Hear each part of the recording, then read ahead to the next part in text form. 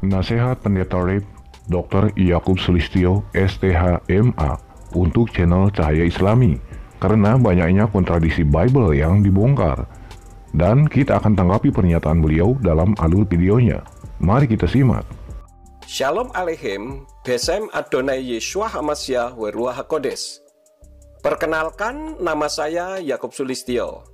Saya sudah sering mengatakan bahwa antara umat Islam dan Nasrani itu tidak bisa disatukan karena memang total berbeda. Ada banyak YouTube saya yang mengajarkan mengenai hal ini. Bisa dilihat di channel Yakub Sulistyo dengan judul 1. Ngapain Islam dan Kristen berdebat? 2. Beda Yesus dan Isa.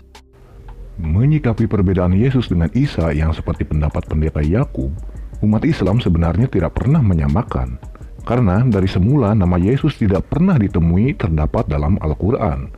Namun, karena seringnya Kristen mencari pembenaran dalam ayat Al-Quran, maka bisa disikapi bahwa Kristenlah menyamakan Isa dengan Yesus. Bisa dilihat dalam versi-versi kitab Kristen yang mencantumkan nama Isa dalam ayatnya. Sementara tidak ada satupun ayat Al-Quran menuliskan nama Yesus. Apakah Kristen menutup mata dan pura-pura bodoh? Jika tidak disama-samakan, kenapa banyak berbagai varian yang menyamakan antara Yesus dengan Isa? Dan ada banyak lagi khotbah-khotbah saya mengenai pengajaran tentang kekristenan. Nasihat saya, sebaiknya antara Islam dan Nasrani berjalan sendiri-sendiri saja. Tekuni kitabnya dengan baik agar imannya kuat, kecuali memang untuk mencari kebenarannya, bukan mencari-cari kesalahannya.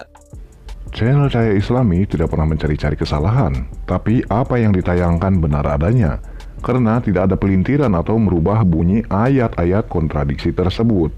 Yang dipertanyakan adalah bukti validasi dari kebenaran Alkitab dari Tuhan apa bukan. Kalau memang kitab Torah, Zabur, dan Injil itu palsu, kenapa channel Cahaya Islami mengutip ayat-ayat yang sudah dipalsukan? Perlu ditegaskan, channel Cahaya Islami tidak pernah membuat statement yang mengatakan Bible palsu, tapi lebih menekankan kebenaran firman Tuhan dan mempertanyakannya. Dengan banyaknya kontradiksi, apa mungkin Bible berdasarkan wahyu Tuhan atau memang asli buatan dan karangan manusia belaka? Yang bisa ditelusuri, Yesus tidak pernah menulis Bible dalam sejarahnya.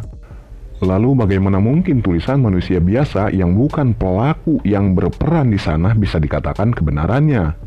Jadi, umat Islam yang mengatakan bahwa Torah, Zabur, dan Injil itu kontradiksi dan sudah dipalsukan, berarti secara tidak langsung mengatakan bahwa Al-Quran itu tidak benar.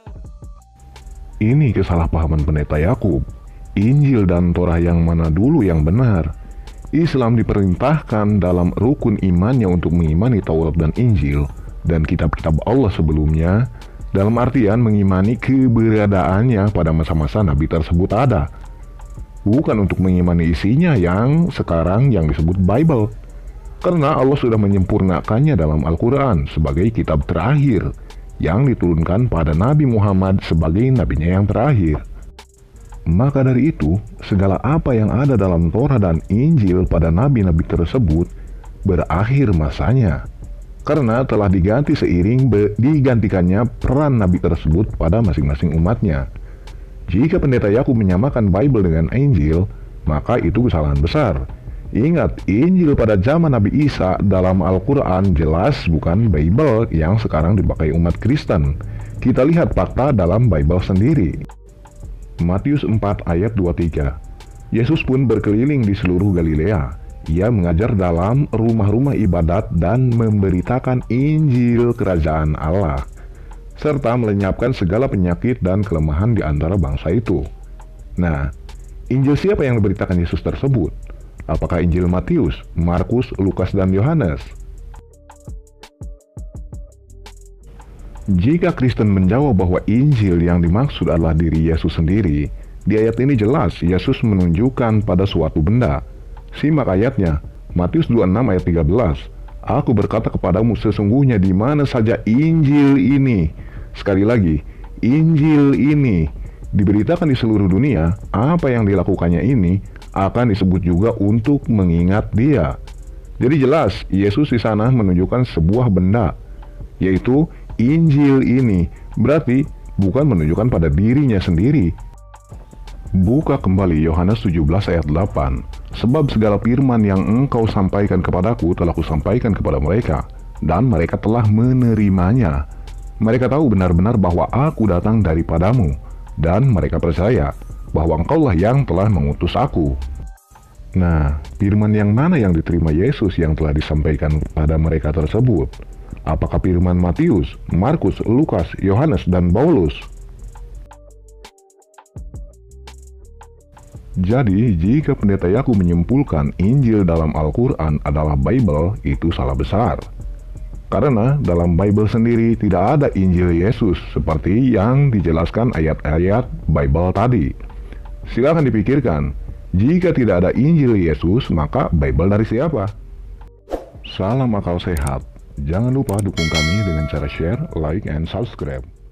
Terima kasih.